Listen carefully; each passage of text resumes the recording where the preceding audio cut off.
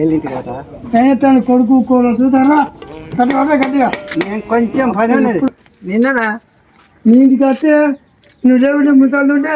నేనే డ్యూటీకి పోయినా ఎక్కడ దేవుడికి ఓ అక్కడ ఉన్న సింగర్ అంది మరి ఏమంటాను ఈ డ్యూటీ పెద్దది అట్లా పెద్దదే వీళ్ళందరూ నా వాళ్ళే ఇక నా డ్యూటీకి ఇది ఎవరితోటి కాదు వీళ్ళతోటి ఏమైంది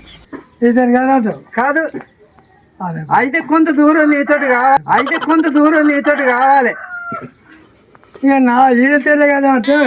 నాతోనవుతుందా వాళ్ళతో అయితే పీకిన చెట్టు ఎన్నో పీకున్నావు ఇప్పుడు చెట్టు పీకింది తెలుస్తుందా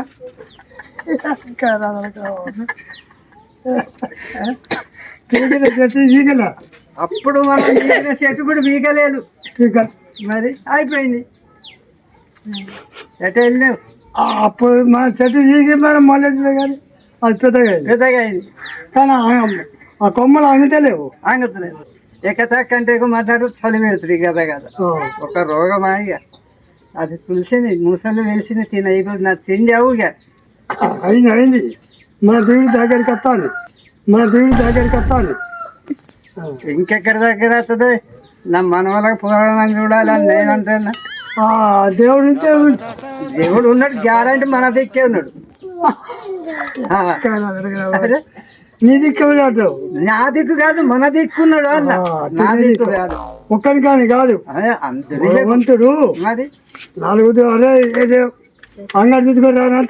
చెప్పిండు 4 అంగాలు చూసుకున్నాం కానీ పురాగా అంగడి కావాలి కదా ఇక్కడ పరిగాందే ఒకటి అవుతుందా మళ్ళా వాడు తిడతాడు ఈ ముసలోని ఏం బతికని రావని ఇంట్లో వాడి సత్తే బాగున్నా అంటాడు కానీ ఆడున్నాడు బలం మనకు ఇది